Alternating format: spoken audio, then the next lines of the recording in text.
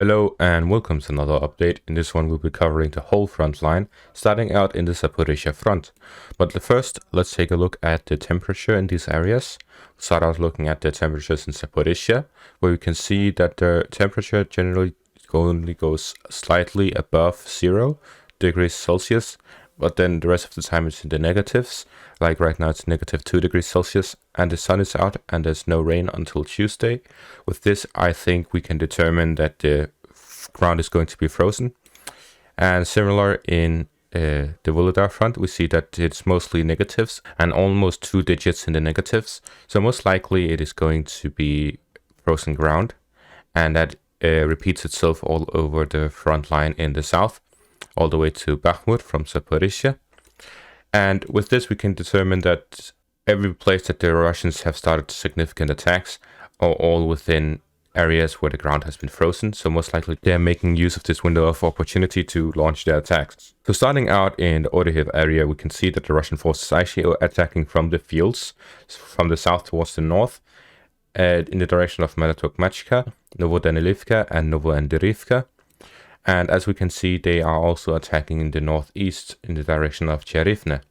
So these are all attacks in the direction of Orikhiv from the south and from the east.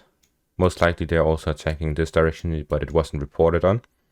So with this, we can see that the Russian forces are attempting to take control over the southern area and possibly continue their strategy from the last time they attacked, where they forced the Ukrainian army to launch artillery strikes on the Russian positions, and then the Russians retreat from those artillery strikes, and then they launch their own artillery strikes, hoping to destroy the Ukrainian artillery.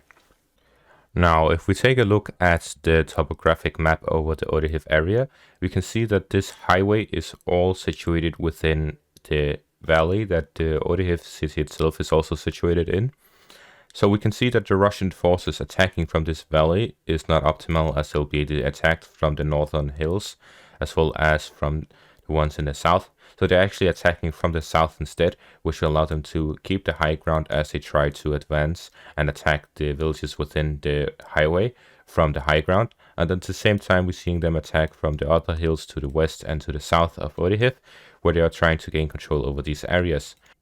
With this, we can see that the Russian forces are attempting to take control over the valleys, to take control over the highlands in all directions of Orikhiv, to try and take control of these areas and attack the Orikhiv city itself.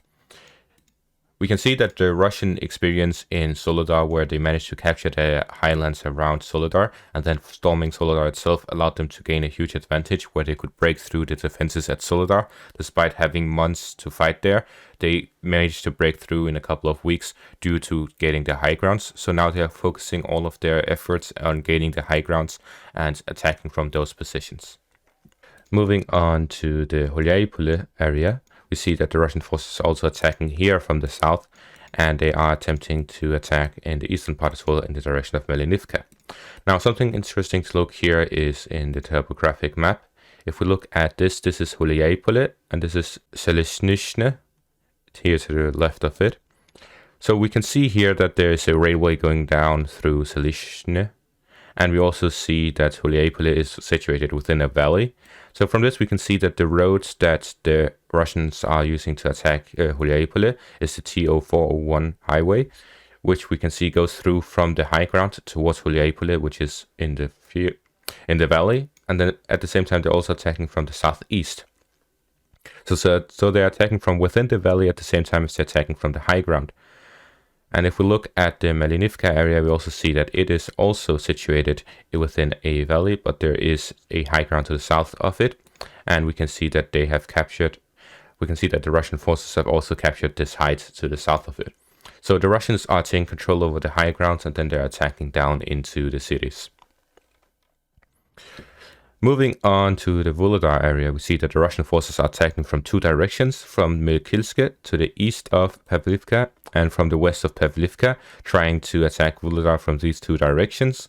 So it's a double envelopment maneuver, where they're trying to encircle Volodar from attacking from both sides, similar to what they did in the Soledar area.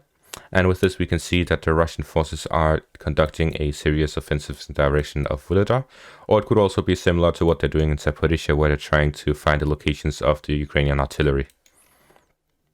As for the Donetsk front itself, we see that there is fighting reported in the Marinka, Krasnohorivka, Pervomaiske, and Vodiane areas.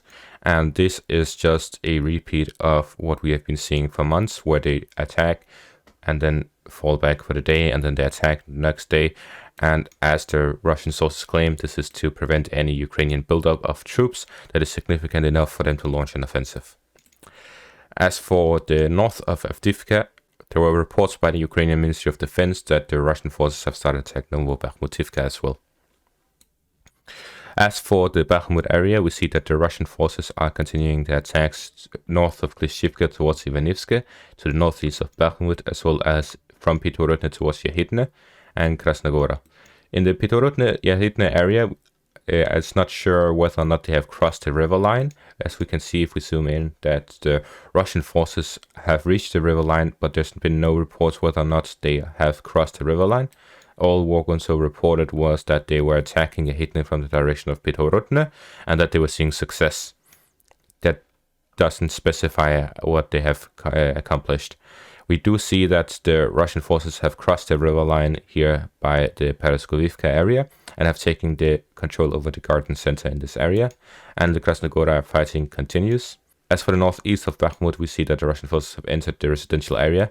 This most likely indicates that the Ukrainian forces are in the midst of a retreat across the river line, as we see that the Russian forces are closing in on encircling the city, and with that the Ukrainian forces will have a much better defensive position if they retreat across the river and hold that line instead of trying to keep supplying and holding the eastern part of Bakhmut.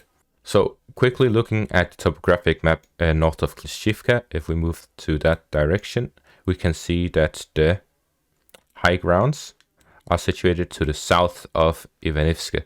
You can see that if the Russian forces continue their advance to the north from Klishchivka into Ivanivske, they'll be attacking Ivanivske from the high ground.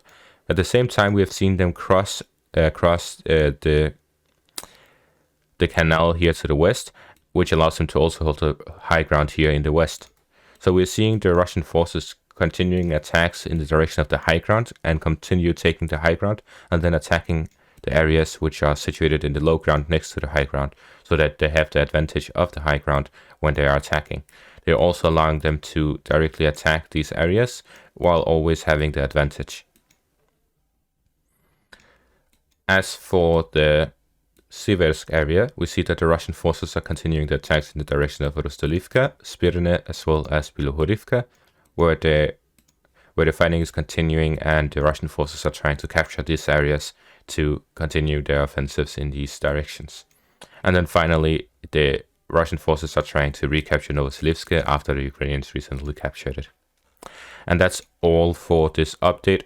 Thank you all for watching. Hope you all enjoyed and have a great day.